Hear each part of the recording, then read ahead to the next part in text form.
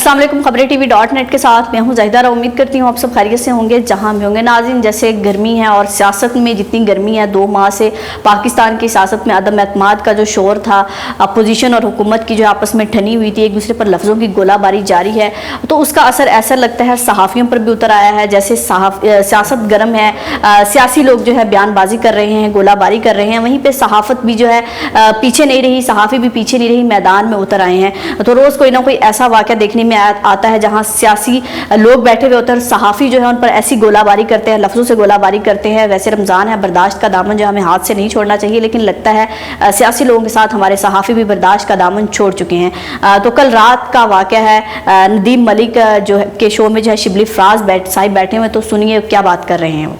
ये सारे गद्दार आपके साथ बैठे। देखें, आप इसको इस तरह स्ट्रेट अवे, ये मैथमेटिक्स है नहीं कि आप कहें 2 + 2 4 होता है। आप पहले मुझे ये बता दें, शायद मेरी तवज्जो में कमी थी कि ये जो आपने पढ़ा, ये किसका, इसकी सोर्स क्या है? ये वेरी हाईली प्लेस। नहीं, हाईली प्लेस को छोड़ें, नाम नहीं ले सकते। नाम कैसे नहीं ले सकते? नहीं ले सकते। जब देखें आप नाम नहीं ले सकते नदीम, तो आप ब्रेकिंग न्यूज कैसे दे रहे हैं? मैं दे सकता हूं, नाम दें आप। मेरे सोर्सेज कह रहे हैं खबर, आप इधर और खबर क्या दे रहे हैं? आप खबर ये दे रहे हैं। बिल्कुल दे सकता हूं। एक सेकंड नदीम, बात ये है कि देखें, डोंट फॉरगेट कि आप एक चैनल में बैठे हुए हैं। मैं चैनल में बैठ कर खबर से इशू है, बड़ी जिम्मेदारी से, तो आप नाम बता दें। आप मैं अगर उठा लूं कि जी ये मेरे पास खत है, धमकी आई है, नाम बताया था किसका खत है? एक सेकंड, मैं कैबिनेट मेंबर हूं, मैंने वो देखा हुआ है। आप कैसे, आपने तो सुनी सुनाई बातें की हैं। प्राइम मिनिस्टर ने एक धमकी वाला खत आया है, किसका खत?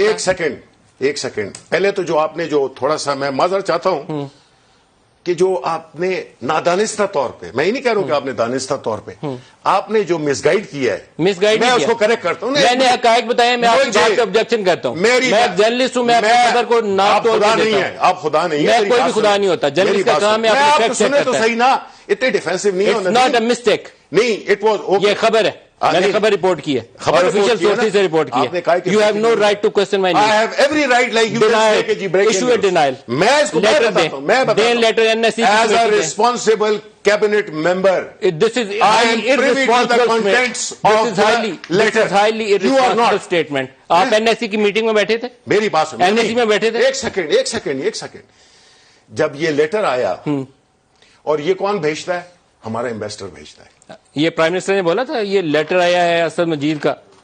ये देखो, अब आप जो आप बाल की खाल नहीं उतारे, मैं आपको बता रहा हूं, मैं फैक्ट बता रहा हूं। एक सेकंड, पूरी कौम को आपने भाई लगाया, जरा बताएं, क्या कहा था दोबारा? मेरी बात बताएं, दोबारा दिखा देते हैं। मैं क्विकली फिनिश करता हूं अपना पॉइंट।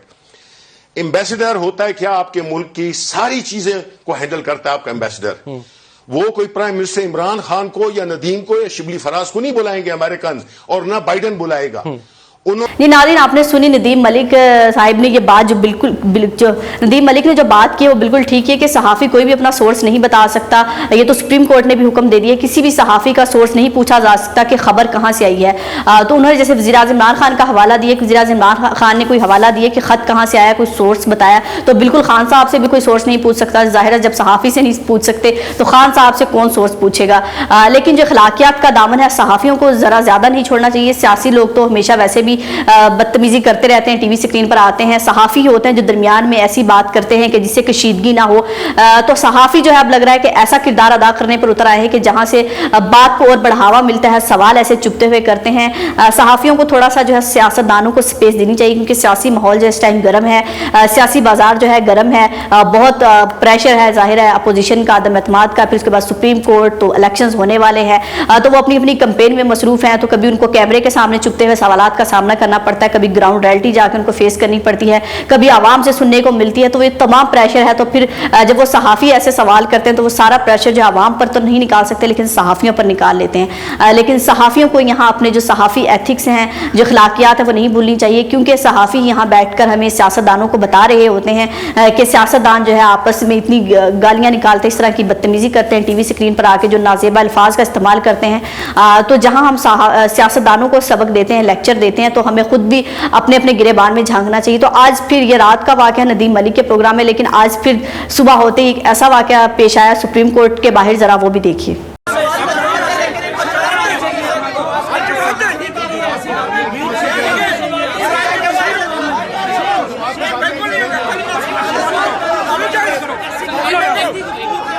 جی ناظرین، مطیع اللہ جان کا یہ کوئی پہلا واقعہ نہیں کہ مطیع اللہ جان ہمیشہ ایسے سوالات اور ایسی بدتمیزی کرتے رہتے ہیں. طوفان بدتمیزی میں مطیع اللہ جان بہت مشہور ہیں اور سوال بے وقت پر بے تکا کرتے ہیں، جان بوجھ کے اس بات کو ہائی لائٹ دیتے ہیں، ایسی بات کرتے ہیں کہ ان کو کوریج ملے یا ذرا زیادہ ہٹ ہو جائے. جو متعدد پوزیشن والا وہ تھا عدم اعتماد والا، وہ بھی ابھی تک ان کا واقعہ نہیں بھولا. اس کے علاوہ اور بھی سپریم کورٹ میں ہمیشہ وہ ایسے وکیلوں سے اور لوگوں سے سوال کرتے رہتے ہیں کہ جس سے سپریم کورٹ کا ماحول جو ہے مطیع اللہ جان گرما کر رکھتے ہیں.